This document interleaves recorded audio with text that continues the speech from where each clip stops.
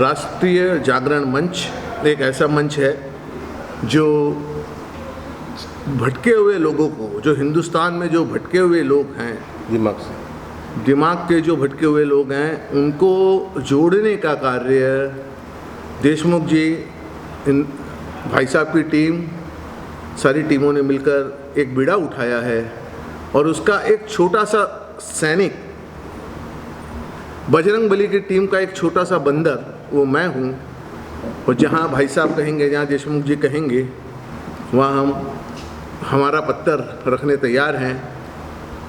हमें राजनीतिक से कोई लेना देना नहीं, हम राजनीतिक से बहुत दूर हैं, पर संघ का कार्य जहाँ भी होगा और जो भी कंट्रीब्यूशन होगा हम दिलो जान से करते हैं, करते आएंगे। इंद्रेश कुमार जी आ जाए यहाँ पे तो क्या एडवाइस दे के गए या क्या बोल के गए, कुछ कहना चाहेंगे? इंद्रेश जी भाई साहब ने तो 1.5 घंटे जो बात कही, अगर उसमें से अगर यहाँ बैठे हुए 100 लोगों में से अगर उनकी 10% बात भी अगर दिमाग में बिठा लेंगे तो हमारा देश भलाई के रास्ते पर निश्चित जाएगा। और जो प्रगति हो रही है देश की, उस प्रगति को 4 चांद लगेंगे, ऐसा मेरा कहना है। सर आप क्या कहना चाहेंगे?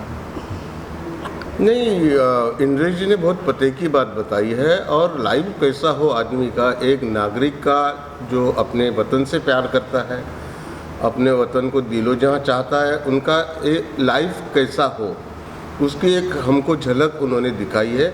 अगर उनके लाइन पे जैसे संजय जी ने बताया अभी कि 100 तो नहीं 50 लोग आए थे यहाँ पे, क्योंकि कोविड का ये है, थोड़ा प्रॉब्लम है, तो हमने 50 लोगों को इनवाइट किया था। तो इनमें से कोई 15-20 लोग ही फॉलो कर ले 20%, ये जीवन की जय शैली बताई इंद्रेश जी ने, तो ये देश की ना ग्रेविटी फिक्स हो जाएगी। हर एक देखो, ये यूनिवर्स जो घूम रहा है पूरे आसमान में,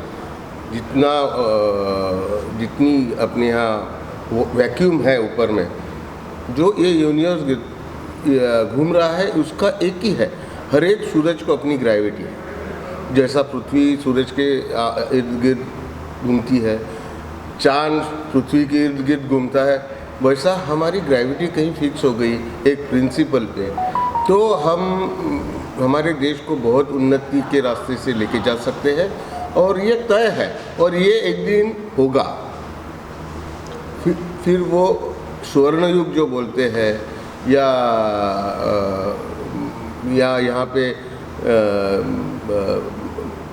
शहद की, दूध की नदियाँ बहती थी, ऐसा जो पुराणों में अपने हिंदुस्तान का, इंडिया का, भारत का वर्णन है, वो एक दिन ज़रूर होगा। साइंस भी अपने तरह से तक प्रगति कर रहा है, और हमारे को ऐसा प्रधानमंत्री मिला है कि जो तरक्की के रास्ते पे हमको लेके जा रहा है। मेन मोटिव क्या है इस मंच का? कैसे कैसे लोगों को जोड़ना है, किन लोगों को जोड़ना? हम माइनॉरिटीज़, फिल्म इंडस्ट्रीज़ के उन लोगों को जोड़ने का प्रयास कर रहे हैं। जैसे कि इंद्रेश भाई साहब ने बताया कि फिल्म में कोई मैसेज होना चाहिए, एक अच्छा पॉजिटिव मैसेज देश के लिए जाए। और उन्होंने एक स्पष्ट शब्दों में कहा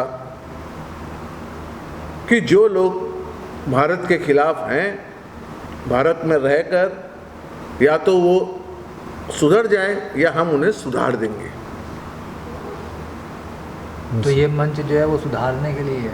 बिल्कुल, सुधारने के लिए, समझाने के लिए, देश को, देशभक्ति और भटके लोगों को सही रास्ता दिखाने के लिए है। कौन कौन लोग जुड़ चुके हैं इस मंच से अगर बात करें? आप संघ के कई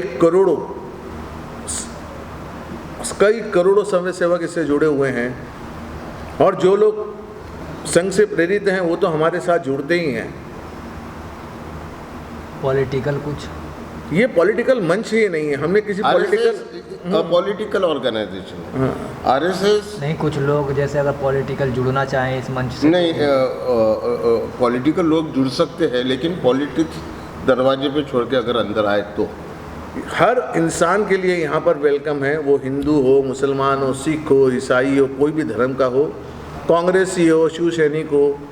अगर संघ की लॉजिक को वो समझता है, उसकी विचारधारा को समझता है, तो उसका हम स्वागत करते हैं।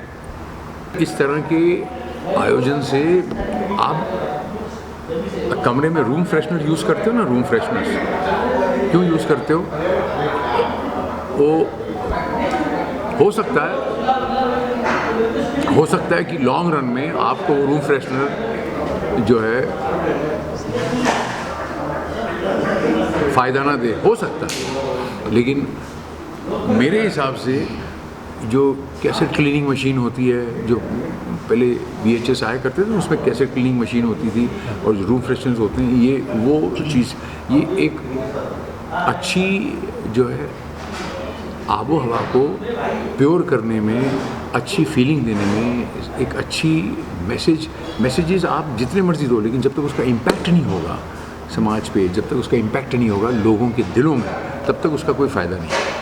तो ये जो चीज़ें हैं, ये एक कदम करके आगे बढ़ती हैं उस चीज़ की तरफ, जिससे कि पूरा कंट्री जो है वो एक होता है, भाईचारे की तरफ, भाईचारे की तरफ। काफ़ी लोग आए यहाँ पे, इंदेश को काफ़ी, तो कितना महत्वपूर्ण है ये आप लोगों के? मैंने बताया ना कि बहुत सारी चीज़ें ऐसी होती हैं कि लोग कहते हैं कि प्यार हो जाया करता है, फिल्में बन जाया करती हैं, लेकिन फिर भी कर्म तो करने पड़ते हैं ना। तो ये वो कर्म करने के जो रास्ते में ये अच्छे वाले कदम होते हैं, इसी पॉजिटिव चीज़ें होती हैं। ये आप सिर्फ ऐसे बीज फेंक दोगे तो आपका काम नहीं होगा। आदमी को पूरा प्रोसेस जो है, पूरा उसको फॉलो करना पड़ता है, प्रोसेस को फॉलो करना पड़ता है। अगर आपको उसकी रिज़ल्ट चाहिए तो कहते हैं फिर उसका टाइम आता है, कटाई होती है, फिर उसका टाइम आता है, उसकी छटाई होती है, फिर बोई। तो ये सारा प्रोसेस है सारा। तो ये वो प्रोसेस की तरफ जो है, ये एक अच्छे कदम होते हैं। कौन कौन लोग जुड़ रहे हैं इससे अगर बात करें तो? कोई इम्पोर्टेंट नहीं है, वो इम्पोर्टेंट नहीं है। ये अंग्रेज़ी में एक फ़लसफ़ा है कि money is a very lousy means of judging a person. आप ये मत देखिए कि इस आदमी की 4 फिल्में हिट हैं, इसीलिए ये जो बोलता है वो अच्छा बोलता है। ये आदमी जो है वाइट शर्ट पहनता है और इसके कपड़े रिन से धुले हुए इसलिए अच्छा बोलता है। ये आदमी जो है ये बहुत बड़े बाप का बेटा है इसलिए अच्छा बोलता है। ऐसा कुछ नहीं है, ऐसा कुछ नहीं। इतिहास गवाह है कि जितनी दुनिया के अंदर खुशबू फैलाई है, जितने लोगों ने, वो कोई नाम ले लें आप, स्वामी विवेकानंद जी ले लें, आप बाबा साहब अम्बेडकर जी ले लें, दे आर ऑल जो है वो ऐसे भगवान के दिए हुए ऐसे फूल निकले हैं कि जिसको लोग कहेंगे अरे जंगली फूल है, लेकिन उस फूल ने पूरी दुनिया में खुशबू फैलाई। करेक्ट है सर, लोगों का जोड़ना तो स्वाभाविक है, जब ये खुला है तो फिर भी किन लोगों को जोड़ने की कोशिश की है? कुछ उन्हीं लोगों को लोग आ रहे हैं, जुड़ रहे हैं। मैंने बताया ना, उन्हीं लोगों को जुड़ना चाहिए, या उन्हीं लोगों को हमें एक्सपेक्ट करना चाहिए जो लोग ऐसी खुशबू फैलाएं कि जो खुशबू को हम फ्रेगरेंस बोलें, स्मेल ना बोलें, बदबू ना बोलें। सर आप क्या कहना चाहेंगे? सर आप बताइए। साहब ने कहा है तो मैं उनकी बात से पूरा सहमत हूँ। वही कह रहे हैं कि अच्छे इंसानियत की मिसाल देने के लिए ये कदम है। ना ये हिंदू का है, ना मुसलमान का है, ना क्रिश्चियन का है, ना किसी ईसाई का है। ये जो धर्म को लेके जो वातावरण खराब हुआ है उसको अच्छा बनाने के लिए, जिसे इन्होंने कहा कि खुशबू फैलानी चाहिए, ये वो काम है। और इसमें सभी धर्म के लोग जुड़े हुए हैं। आप ये मत समझिए कि इसमें सिर्फ हिंदू है या इसमें कोई और मज़हब के लोग हैं, इसमें मुसलमान लोग भी शामिल हैं। क्यों कि जैसे उनकी सोच क्या है कि इस मंदिर को बनने में एक मुसलमान भी ये कह सकता है कि हिंदू मज़हब के लोगों के हमारा भी कंट्रीब्यूशन रहा है, जैसे एक दूसरे मज़हब का इंसान भी कह सकता है कि हमारा भी कंट्रीब्यूशन रहा है। तो इन चीज़ों को एकता में लाने के लिए ये बहुत अच्छा कदम है, जो सिनेमा के लोग मिल के भी उसमें कंट्रीब्यूशन कर रहे हैं। अरे माता वैष्णो देवी जाता हूँ, सॉरी मैं आपको यहाँ काट रहा हूँ, प्लीज़। माता वैष्णो देवी मैं दर्शन करने 16 बार गया हूँ। जितने पिट्ठू हैं जो सामान उठा के हमारे जाते हैं, हमें सामान बच्चों को उठा के लेके जाते हैं, दे आर ऑल वहाँ के लोकल दे आर लोग मोमेडियंस हैं। वो कभी नहीं सोचा कि कौन जाते हैं, कुछ नहीं जी। और सारे जो है वहाँ लगा के अपना पहाड़ चढ़ने वाले लोग हैं, वहाँ के लोकल लोग हैं। दे आर ऑल जो है दे आर ऑल मतलब डिफरेंट डिफरेंट कम्युनिटीज़ के हैं, हम उन्हें कश्मीरी कह लें, बट हैं तो हिंदुस्तानी सारे। और मैं पूरा बचपन गया हूँ, तो इसीलिए व्हाट आई फील इज़ कि धर्म से किसी इंसान को तराजू से मत तोलो, धर्म के तराजू मत तोलो। मैं ये सिंपल फीलिंग है मेरी। बॉलीवुड तो अभी शुरू हुआ है, धर्म जो चीज़ है वो अगर आप पाक बोलते हो तो पाक चीज़ को कहाँ रखते हो? सड़क पे रखते हो?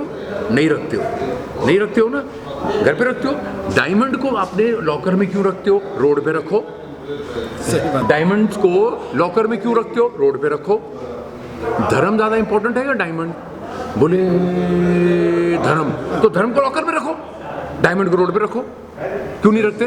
क्यों नहीं रखते? क्यों नहीं रखते? सही बात है। अपनी बीवी, बहन, बच्ची वो ज़्यादा बड़ी है या धर्म बड़ा है? बोले धर्म बड़ा है, तो ठीक है, धर्म को घर में रखो, उनको बाहर रखो। तुम दोगले मत बनो। मैं तो कहता हूँ ज़बान कुछ बोलती है, भवें कुछ बोल रही हैं, पेशानी कुछ बोल रही है, तुम्हारी आस्तीन कुछ बोल रही है, और तुम्हारी हरकतें कुछ और बोल रही हैं, तुम्हारी ज़बान कुछ और बोल रही है, और तुम्हारी बॉडी लैंग्वेज कुछ और बोल रही है।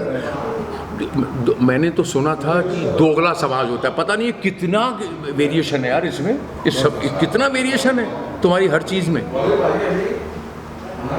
तो प्लीज़ यार, प्लीज़, धर्म ये वर्ड बहुत डर लगता है।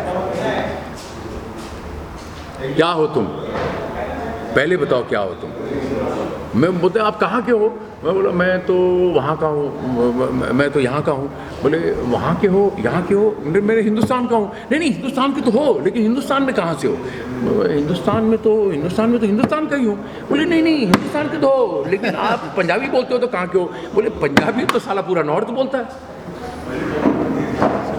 Thank you very much. ये देखो, बताइए, बड़ी बड़ी बातें बड़ा पाँव खाते। ये देखिए बताइए, ये देखिए, बड़ी बड़ी बातें बड़ा पाँव खाते। कहाँ के हो? बोले वहाँ का हूँ। वहाँ कहाँ के हो? अच्छा उधर के हो, बाल्टिक स्टेट के हो, ऊपर के हो, पीओके के हो कि एसओके के हो? यार सीधी तरह बोलो ना, मैं हिंदुस्तान का हूँ। अरे नहीं नहीं, आप तो तमिल बोलते हो, तो ज़रूर साउथ के होगे। क्यों भाई, तमिल नॉर्थ वाला नहीं बोल सकता?